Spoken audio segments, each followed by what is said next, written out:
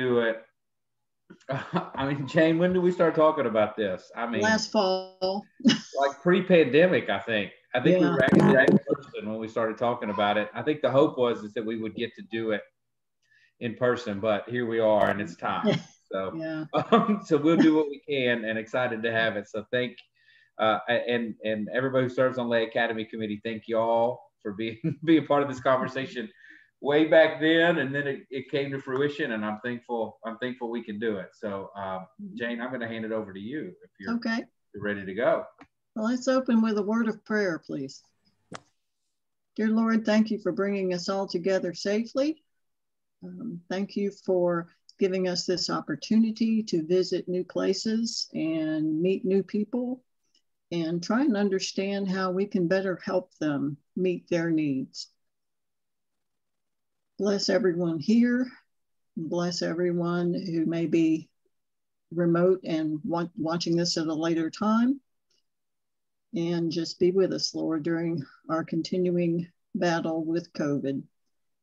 In Christ's name, amen. Amen. Okay, so what did you think of the book? I like it. It was great. What struck you as so important or earth-shattering about this whole concept of relief to empowerment? We have to do a disclaimer. We didn't get the book. We have a million books. We're academics, and we have a million books that we have to read and write about, but we didn't want to miss. So if you want us to leave, we will. No. What she said. I found, I think that it goes back to an idea that I was taught very young as a young person in Sunday school classes, that you don't just give a fish, you teach that individual to fish. Exactly. And then they went on to explain, and it's very much in line with this philosophy. Mm-hmm. I like the part from comparing with John Wesley's teachings too. And, whatever we have over and above what we actually need, we're supposed to give away to others. But there's a right way and a wrong way to do that. Mm-hmm. And I've seen the other side of the coin where people just come in and do relief and just give out food or give out money or give out clothes or whatever. And it makes the people who are giving it feel really good. They think, they've done something great, but what happens after they leave and there's nobody to follow that up? And Jane, wouldn't you also say that sometimes somebody shows up and gives their idea without asking what people are really needing? Yeah, and that's exactly what they speak to in the book. First of all, ask the people who are involved that you're trying to help what it is they need, because it may be something completely different than what you're trying to offer. And that's so important. You've got to match the gift with the need. And the worst thing for me was hearing that oftentimes it can actually do damage. It can put them into a spiral that damages their economy. And yeah. There was an interesting section in here that really hit it home for me, and I'm trying to thumb through. And give once and you elicit appreciation. Give twice and you create anticipation. Give 3 times and you create expectation. Give 4 times and it becomes entitlement. Give 5 times and you establish dependency. That's pretty powerful. It is. It's a very succinct way to express it. Yeah. And we do see it. We do see it. Not just in this country, but in many countries. Well, I kept trying the homeless people in Tallahassee have just been on my mind, mainly because I've seen so many of them here recently, especially downtown. And I just wonder, could we somehow apply this to the homeless population in Tallahassee, but I don't know. I see the relief side of it where there are people who come every Sunday and give these people a meal. Well, that's great. They got one meal. What are they going to do for the rest of the week? You know, so it's just really hard. Really, it's hard not to give somebody when you see they have a need for something. When you see they're hungry, it's hard not to give them food. But that's not, you know, that's not what they need other than to meet their immediate physical needs. Well, I think, you know, the situation in town is interesting in this regard, because I do see the possibility if you give without connection, if you simply provide mercy and there is no connection to the community that you're with, then there's a missing piece. And so, for instance, the Kearney Center, their clients are very much that. They are people who are housed in communal housing. They have food, access to food and showers, but they also have access to caseworkers, to some level of medical support and healthcare, and you know, there's a contact and a consistency of contact, and all of our shelters, for instance, do that. Is they, you know, they work really hard to get people that are staying with them into a casework situation where you have a social worker who goes along with you and helps you take steps into living in a forever home. You know, we've been celebrating recently people moving out of congregate housing into homes, like into apartments. Right. The welcome home baskets we've been doing at Trinity are part of that. But those folks that get the apartment like they didn't just show up at the shelter the week before. Right. Like they've been working to establish some income to get access to some of the critical needs of society, because it's so easy to fall back into that situation. And that's what I hear in the Zoe is it's a contextually appropriate way to do mercy, and in that provide empowerment. Like it's you know, because you can miss the boat real fast if you don't really know how things work wherever you're trying to help. Right. Well, another thing that really struck me in here is moving from relief to empowerment literally takes the power away from the giver and gives it to the person in need. And that's really, I got goosebumps when I read that, because it never struck me that way before. But if you give somebody, just like you said, teach them to fish, don't just give them a fish. When you give somebody the resources to get them started on a life-changing path that they never thought they'd ever see in their lifetime, that is so empowering for that person. Can you imagine what it does for their dignity and their self-esteem? Yeah. It's just amazing. I liked how the children ended up helping each other in the story. And then I caught the Habitat for Humanity story about somebody that doesn't expect to have anything. And so they sort of live for the moment. Right. And then they damage their opportunity to keep that home. Right. And that's kind of I don't know how often Habitat normally follows up with people, but I was interested in that aspect as well. Mm-hmm. Very true.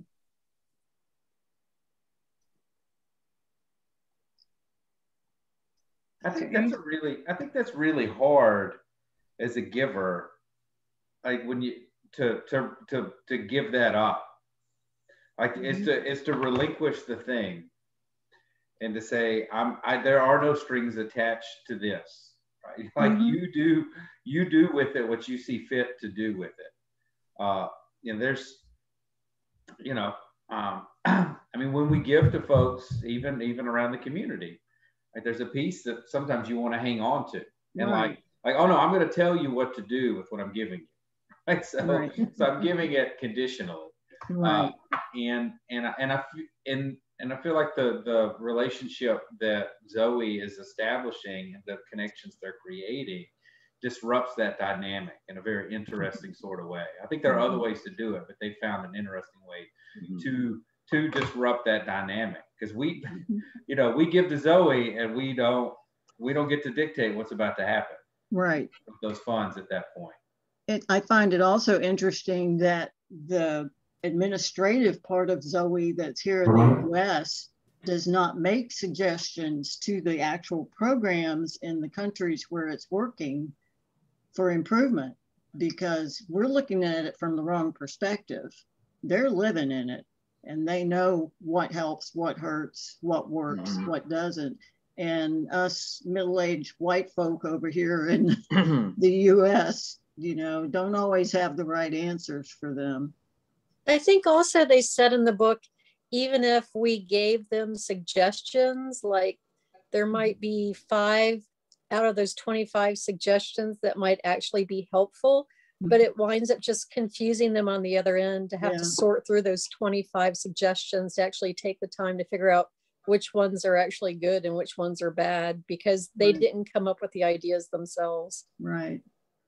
And they've been at this for a long time. They started in 2004 before the US ever got involved with North Carolina, starting out administratively in 2006. But, they've worked the kinks out in this program, and they really know what works and how these kids respond to what they're learning in the Zoe program.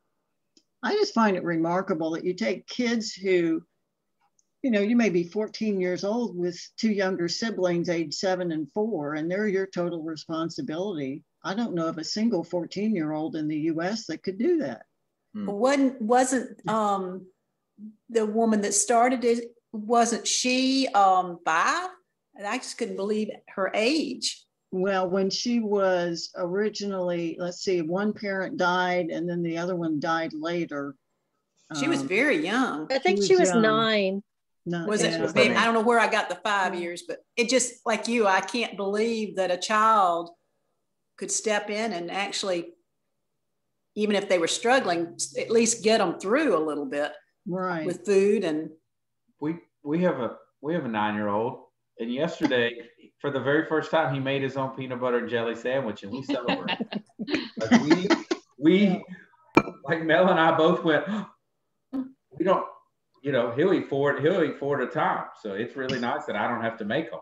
It's a big deal for us. But he's 9, the same age, right? Yeah. Now he's empowered. Yeah, that's right. That's right. Yeah. Laundry is next. My daughter informed me this weekend that she thinks she was doing her own laundry at line.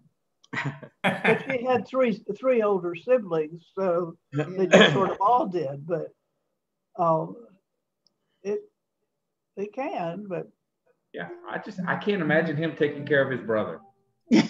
like the two of them forging a life. Right. It's very difficult for me to imagine that, and it's painful to think about.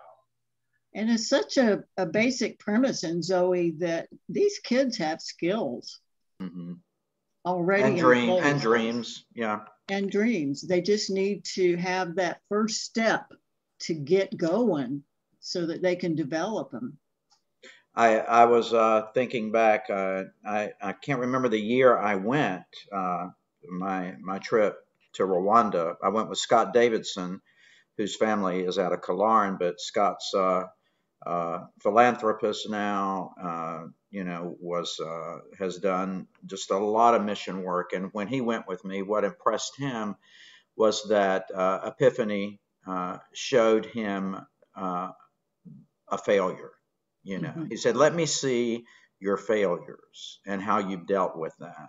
And we visited one grandmother and daughter who were, I thought they were starving to death, and I wanted, to give them something. And Epiphany said, no, we're giving them the tools of how to grow their own food. We're not going to let them die, but we're not going to intervene at this point, even though you think we need to. We've learned She's not quite ready yet. And I was just going, I know. you know, it's hard. It's very hard. It really is. Not to rescue. And I think that's one of the things they've learned, the appropriate time when they need to and when they shouldn't. And Scott said that sold him on the whole ministry, is when they were willing to share their failures and then how they responded to those. You know, not everybody gets it, and that's okay.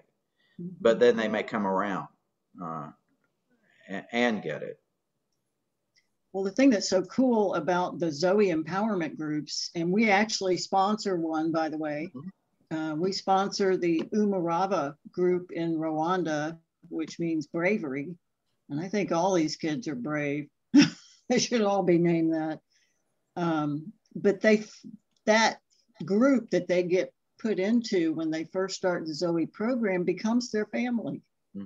All of a sudden, they're taken off the streets where it's every man for himself, and they're part of a family, and they help each other. They discipline each other. They hold each other accountable. And that's something that they haven't been exposed to before. And it's such a change for them. When you also say, Jane, that it's hard for any of us, the way we live with our families and our relationships, it's hard for any of us to be able to identify with being discriminated against because you have no parents, that you're looked down on, that you're an orphan, you don't belong. Right. Like you just said, they need a new family. Yeah. And they stay with that group for the whole 3 years they're in the program. And then those groups stay together even after the program. You know, once they graduate from the program, they mentor the next group coming up. They hire them as part of their small businesses. You know, they help them get going. They build houses with them. And the other thing that I find fascinating is that these kids, when one of their first items of business is to have a treasurer and set up their financial status, because they're going to receive a micro grant from Zoe to get started. And they're accountable for that. They keep bank records. They open bank accounts. I mean, they manage a checkbook, you know, things that most kids their age don't know how to do. And they learn about how money works, you know, how financial stuff works, how to run a business, how to calculate your profits, you know, how to keep up with your inventory and all that. And this is at, 14, 15, 16 years old. It's remarkable to me. You know, it's interesting to think, to try to envision ways that might work in the United States, because especially in Florida, it just seems like the foster care program has so many issues and so many failures. But I think in America, it just seems like, I don't think we'd let like a group home of children like be in charge of themselves, like, oh, you need a legal adult to take care of you, or to take you to the doctor, or to sign you up for school. You know, you're a minor, you can't do that for yourself. And it just seems like our culture puts a lot of our poor disadvantaged kids at an even greater disadvantage than some kids in Africa, because they're allowed to be self-sufficient, whereas here we just wouldn't let them. Right. They really need more of a house parent than they need a foster parent. Yeah. In that kind of situation, it would give them the freedom to be who they are, but there would be somebody like in a sorority house that's just there to say, wait a minute, that's gone too far. but not until then, I guess we need more Methodist children's homes, because it's more like that model that they have. So rather than have foster homes, I guess, I don't know. Not that all foster families are bad, but it just seems like there's a lot of kids falling through the cracks. Right. Well, and are they learning the life skills that they need so that when they age out of foster care at the age of 18, now what happens? Well, we have started establishing some transition homes, a part of adult and community education, which was my background. We had a second Genesis home which was for those who were transitioning out of the foster care system, and yet they had not completed their education. Right. So we were making sure they either had a GED and were ready to get into a junior college so that they could become employable. And they were living independently in homes. Mm-hmm. And there's extended foster care plan also. I'm sorry, I didn't read the book either, but I am familiar with Zoe and some of the concepts talking about. But Africa is a different culture from the culture here. What works there might not necessarily work in communities here. We're a totally different culture, and you have to adapt the plans you use to the culture you're in. It's true. Zoe's not just in Africa, though. They're in India, they're in Guatemala. Those are all United States is very different from any one of those. Absolutely, you're right. I Jane? wonder if this model would work on our Native American communities where poverty is so rampant, and so many of them are not fitting in at home. I'm wondering if a group situation would work. Good thought. But you know, part of what what I think makes this particular model of empowerment work in different contexts, and Dot, I think this is to your point, is that it's set up so that the folks that provide the capital are not the ones that are deciding how it's used, like are not deciding how the group functions. Because I mean, we've got examples. I mean, there are a lot of examples where folks in the West felt like they had an idea that was a really great idea that the rest of the world should be doing.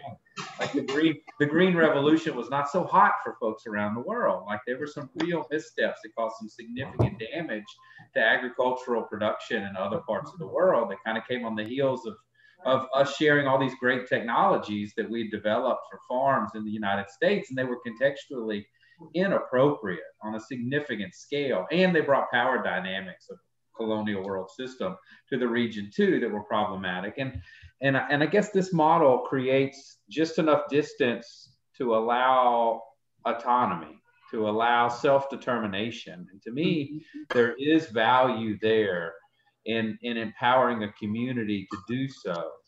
And Marilyn, when I think about our Native family, you know, I mean, they're asking for their land back so that they can have some autonomy. It's kind of where they are, which is that's a little bit different conversation. But it's interesting is what can we do to equip communities with a capacity to determine for themselves what they're doing. And Zoe's doing that in a really interesting way, and in ways that I have no wisdom to share with kids running a business in Rwanda. I don't know what to tell you to do, right? I wasn't that successful at business here. I don't know that I would be I don't know that I could help you there. And turning folks loose for just like the autonomy piece, and to make sure, and the care network. I mean, we've already hit on that, how important that is so critical. Like, I like that they don't miss that piece. It's not just kind of like raw business. It's there is a care dynamic that goes into this. Absolutely. It's we're lifting their, I mean, it's their humanity is what we're trying to help here. I mean, it's beautiful in the places where they're applying it. Right. Jane, was Zoe, did you see that in the missions that we've done, or you've participated in Guatemala? I have not seen them in Guatemala. I've seen them in Rwanda. Okay. But you say they are in Guatemala? They are in Guatemala.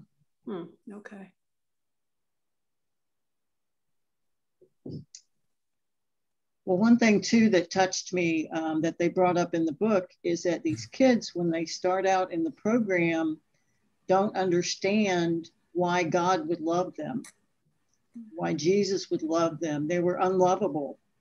Everybody in their community hated them. They were a pest. And they just did not understand that God's love applied to them as well.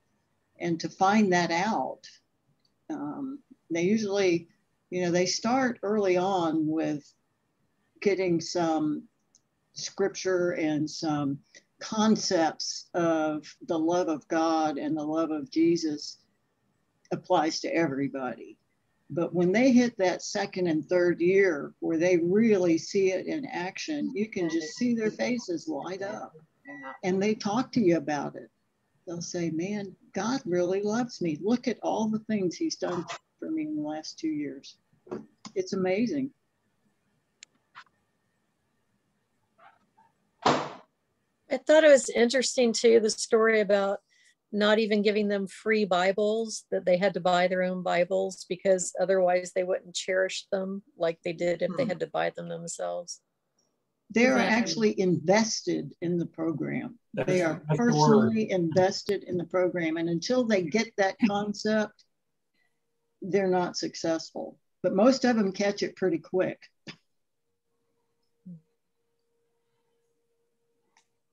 Everything that they have comes from the group, not from, powers that be, so to speak, administrators or teachers. They only have one staff member per 1,000 kids.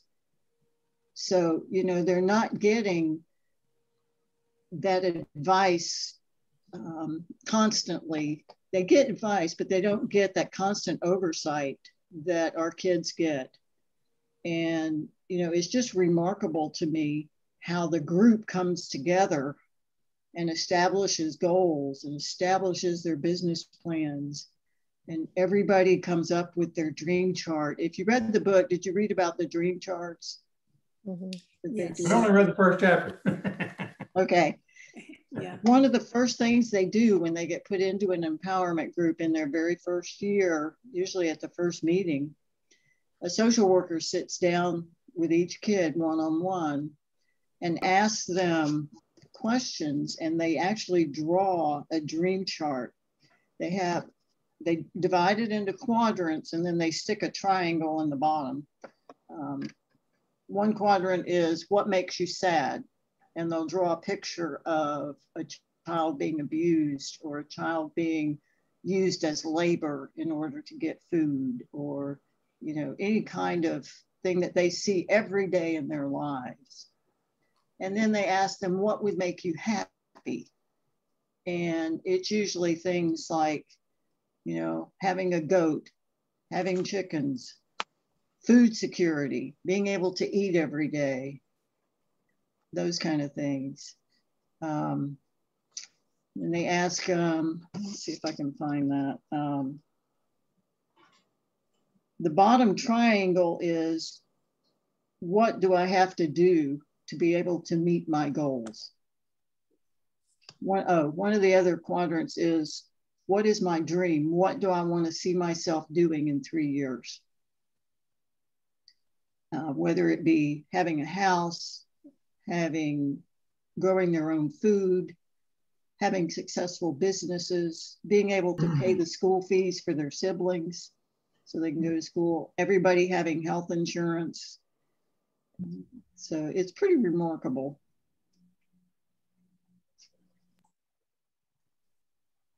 I'm looking for that dream chart.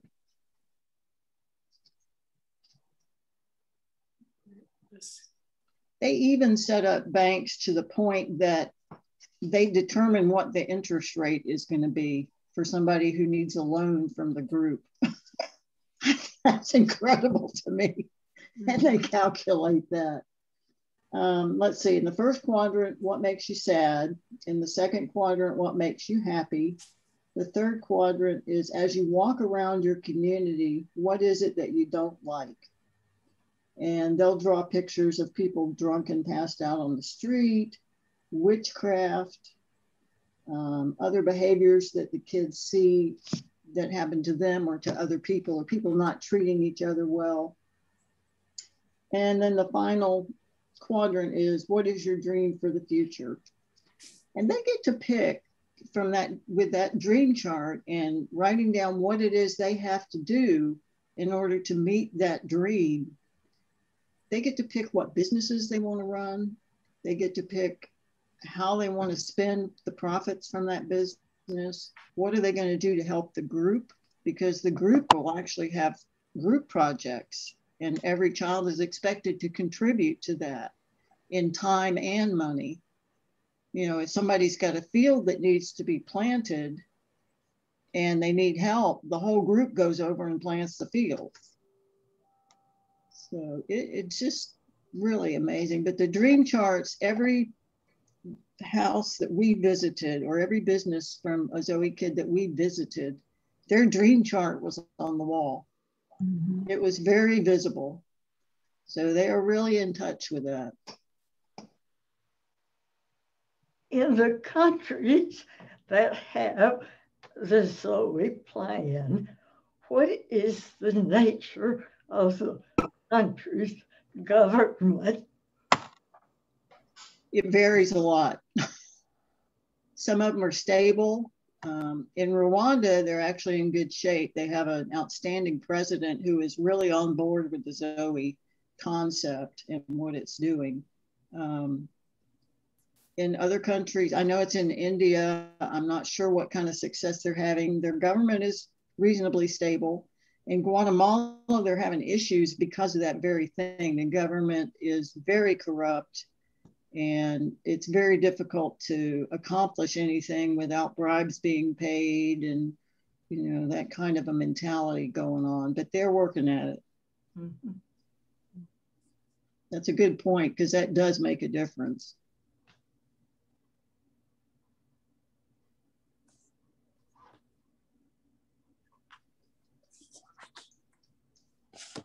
So let me give you an overview of what we're expecting out of this Lay Academy session.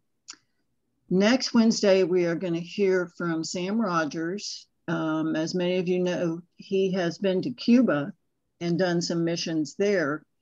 And we're also going to hear from Lloyd and Melanie Monroe about the project they have going on in Guatemala. And one thing I find interesting is the correlation between what they're doing in Guatemala and what Zoe's doing, because much of it is similar. You know, they just don't build somebody a house. Mm-hmm. They get that family set up in a business so they can be self-sustaining and have food security. You know, there are times in Guatemala the need is so acute and so great that you sometimes have to step in and give emergency relief to keep mm-hmm. someone from starving to death or not having a roof over their head.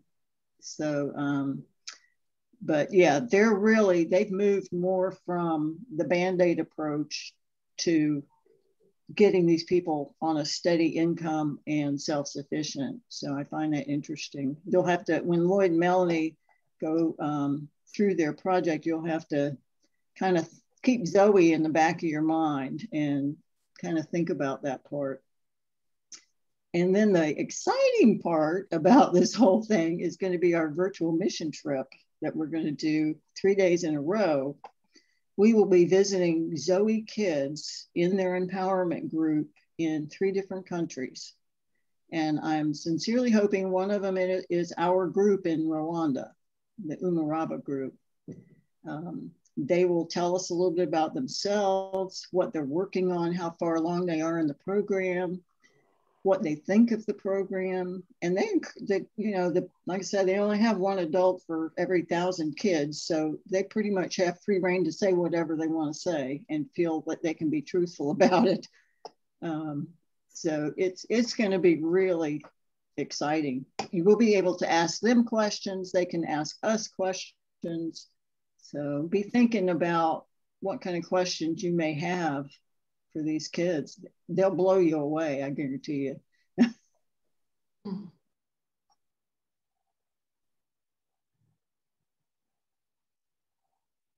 Jane, how does Zoe decide where to start a new group? Their social work network is pretty well in touch with the countries that they're in and what areas are areas of the most need. And what they try and do is stay within a very narrow geographic area to start a group, because transportation obviously is a problem. So they don't want these kids to have to travel half a day to, walk half a day to get to where they're going to participate in the group. So they try to stay pretty close in a geographic area where there is, they'll do anywhere from 60 to 100 kids in a group. The need is always there. It's just a question of can they get it localized. I was surprised that the groups were that big. And it's amazing that they function like they do and make their own decisions with that many people. Yeah, they meet once a week, every week. You're expected to be at the meeting. The head of household is expected to be at the meeting. And if you don't show up for the meeting, they actually impose fines on each other for not showing up at the meeting unless they have a good excuse.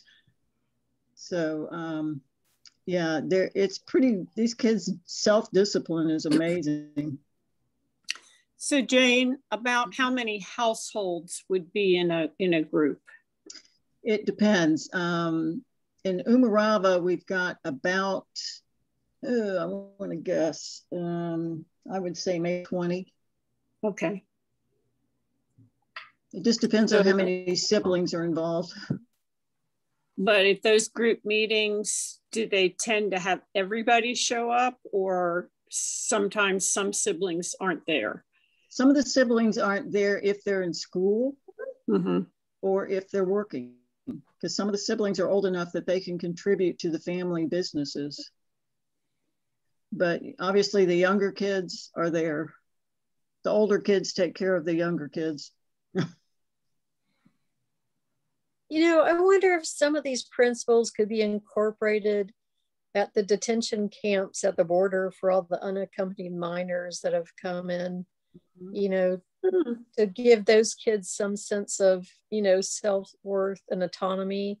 I mean, even if they're still housed at detention centers, but giving them responsibilities like for feeding themselves, if food's provided, and actually working and doing things, for themselves and for the younger ones there, rather than just being kept, I guess really without anything to do. Right. It's a good thought. Then maybe find some land for them somewhere where they can start growing their own food and raising some animals too.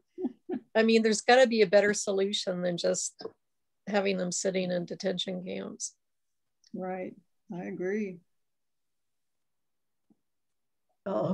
When there's a new entry into the program, let's say 3 siblings, older woman in charge, do they always have a place to live?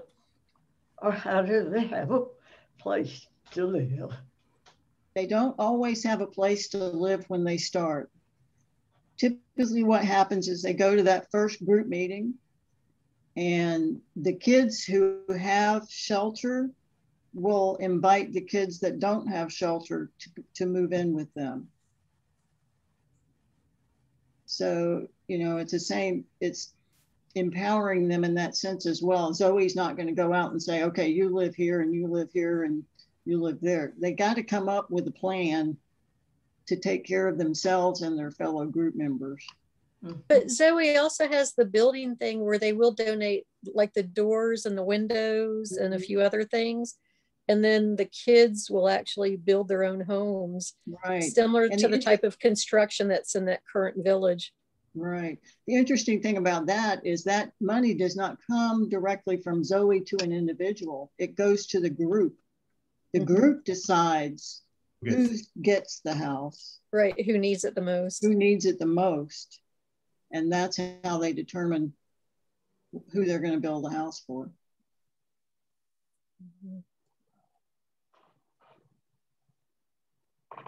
On a trip that I got to take to Rwanda, we actually just ended up at a site one day where they were building mud brick houses, and we all got to participate in that a bit.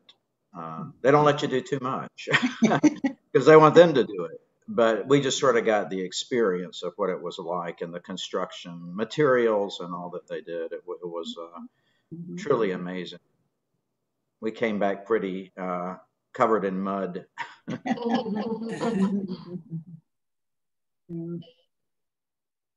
It's very humbling to see how resourceful these kids are. Mm-hmm. It really is. This is a strange question, Jane, but how is COVID impacting Zoe? It's pretty bad. You know, health and hygiene and avoiding communicable diseases is a big part of the teaching that these kids get, primarily in terms of AIDS, because it's a pandemic in Africa, period. And that's how most of them became orphans. But yeah, COVID has been rampant. The interesting thing in Rwanda is that they actually have a national healthcare system, and everybody has an opportunity to partake of the national healthcare system by making a kind of a sliding scale contribution to that system. It's based on your income of what you have to pay. But once you get into that system, they take care of you. So they have the opportunity for vaccinations, they have the opportunity for care in a hospital, and they have those kinds of resources available. I'm just thinking it's a group. Mm-hmm. You know, distancing is going to be hard. I mean, are they trying to do that? I mean, they've talked to the kids about it. I don't know, to be honest with you. I haven't been there since COVID has hit. Sure. But I would imagine they're working on social distancing and masks. And I would imagine many kids over there have started a small business of making masks. Probably. So like I say, they are pretty resourceful. But, they do the best they can with what they've got.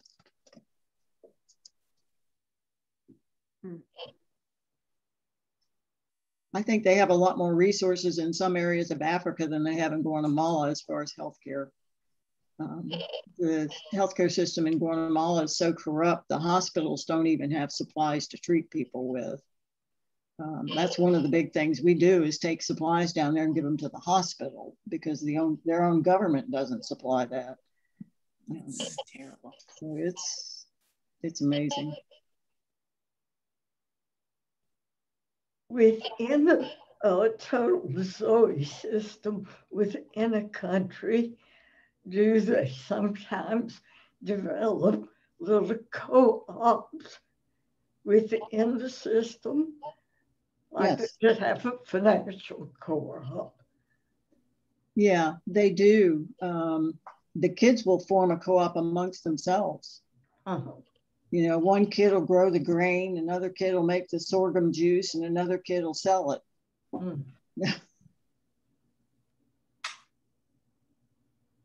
Wayne, do you remember the sorghum juice? You're on mute. It was like the neighborhood Starbucks. Yeah. And yeah, they had a little window. You went up, and it was interesting. Sort of like beer. I think it sort of tastes. It has a fermented, which I think is because the water can be bad in places. Yeah.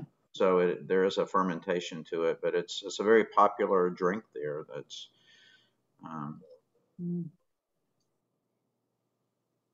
and that's a popular business for kids to run. Enterprising, very enterprising. Mm-hmm. The other is taxis, like bike taxis. If they can buy a bike, and then it's just amazing how they find a place to sit on it. And I mean, they have a passenger seat, but you'll see them, 2 or 3 people, being carried on one bike. It was just amazing.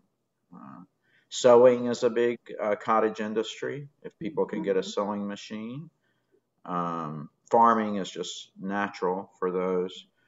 You know, they do, that's one of the first things besides getting them healthy is they teach them to grow, of course, their own food. And my daughter Taylor and her husband Philip spent 3 years in Kenya teaching families how to grow what they call kitchen gardens out of a croaker sack, and getting them to eat more healthily and provide their own food. It's just amazing what they can accomplish. Yeah, Zoe will, in that first year, give them the seeds to start a kitchen garden. Or if they want to start a crop as a cash crop, they will give them the seeds in the first year. But the second year, they're expected to have saved some of their seeds from the first year to plant for themselves, and so on through the third year. And if they have an excess that they can't use, it goes to other kids in the group who need it.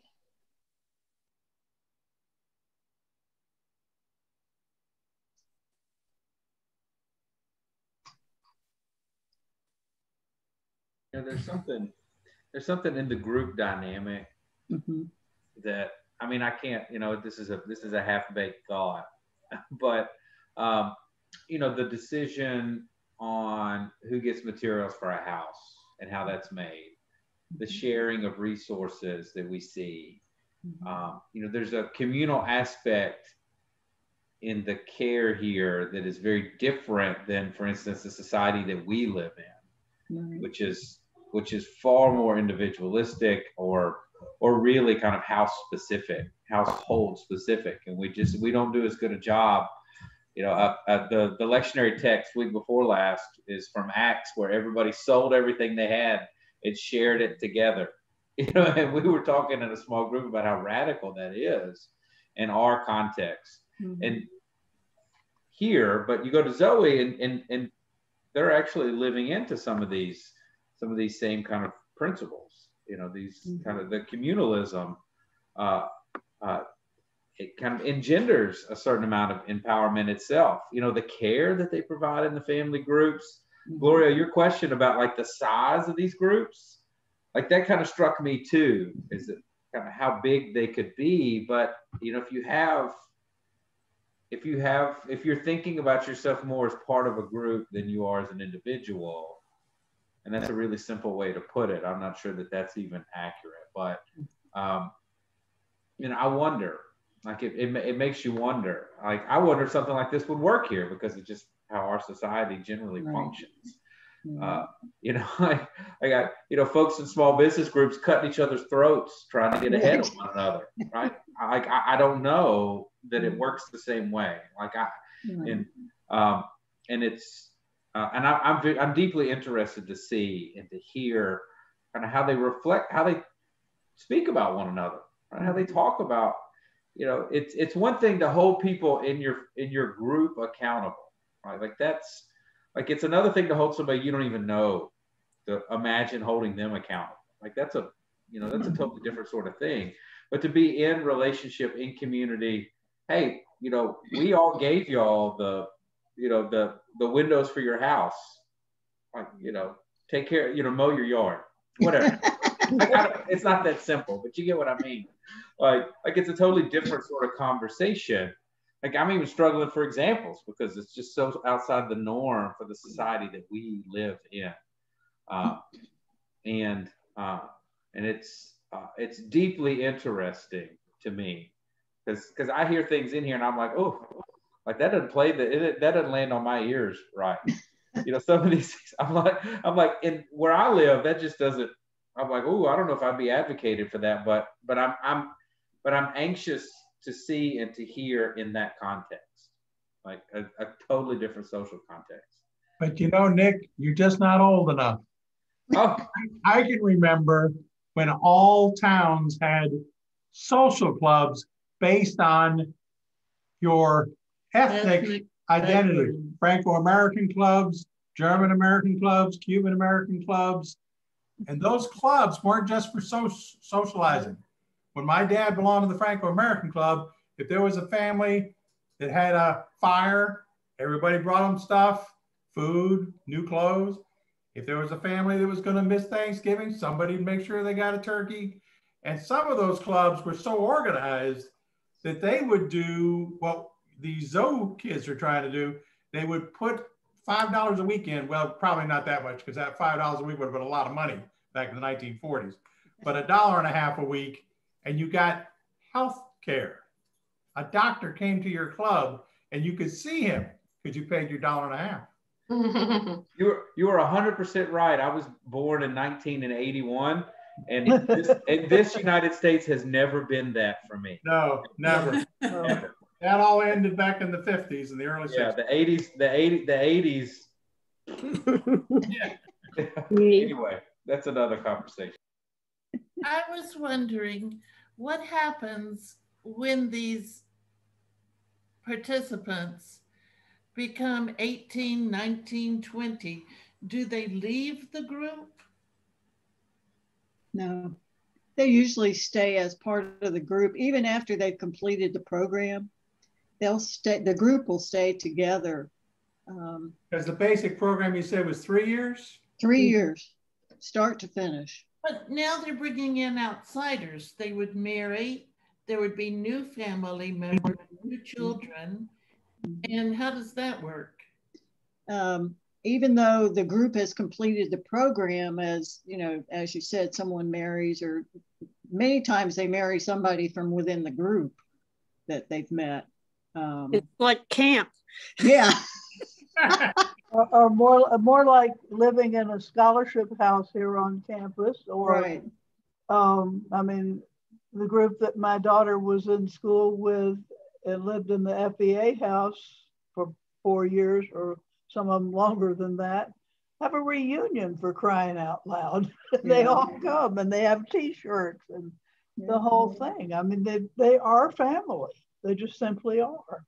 And families don't just go most of the time.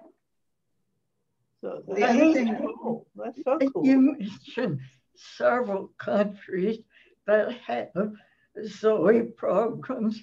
Is there international coordinating group? Mostly that, as far as I know, Wayne, you may know more about that. Everything is coordinated administratively, and from a capital standpoint comes from the U.S. Yeah, I think our auditing and financial, oversight comes out of the North Carolina office, and it's very stringent. And that, I think, has been one of the delineating factors of the excellence of Zoe Ministry, is that they really have close oversight financially of the monies that come through and go, and strictly audited. It's been a while since I've been on the board, but when I was on the board, I remember how impressed I was with that accountability. And that's where in foreign countries you get into sometimes some difficulty over finances. And so although the money we give them, as you mentioned, Jane, they are free to use within the parameters given, but the accounting of the gifts given here is phenomenally cared for. And one other question, I know there are a number of organizations like Zoe, Heifer Project, International, and some others that are empowering type groups. Is there any coordination or exchange among those groups where they can share what they have learned? Zoe is actually such a unique concept in the way it was developed and in the strict protocols that they have about not providing relief. A lot of the other charities like Heifer International will buy somebody a goat and give it to them. The Zoe kids have to earn money from their businesses to buy that goat. And they are so proud of that goat when they get it. That's a big deal when somebody in the group gets a goat. But not all of them follow that strict protocol about not supplying relief. And that was the hardest thing for me to see over there. You know, you see kids in the third year and they're all ecstatic and they're all making money and they're all, you know, life is good. They're eating 3 meals a day and, you know, they have shelter and they've got animals and crops and it's all good. The second year, they're struggling a little bit. But that first year, when you see those groups, it just rips your heart out. Like Wayne said, you just want to give them everything you brought with you. And that is so not the Zoe concept. It's just so hard to sit back and let it evolve. And I don't know of any other charity out there that is following that model that strictly. I think that's a good word to end on for the night. Mhm. I think so. Well, I'm looking forward to next week. Looking forward to what Lloyd Monroe has to say. And certainly our virtual mission trip. It is so good to see all y'all. Jane, thank you so much. Sure. For what you're doing here. Great job, Jane. Thanks, Jane. Thank you. Sorry about the mess back here unpacking. No, you've asked it.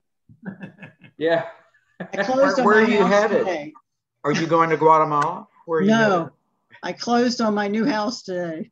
Oh my gosh. Congratulations. Thank you. Woo-hoo. Yeah, she had nothing to do today. Yeah, really. Bless your heart. 100 times. Wow. See y'all later. All right, y'all. Bye-bye. Take care. Bye. Take care. Bye. Thanks, guys. Be safe.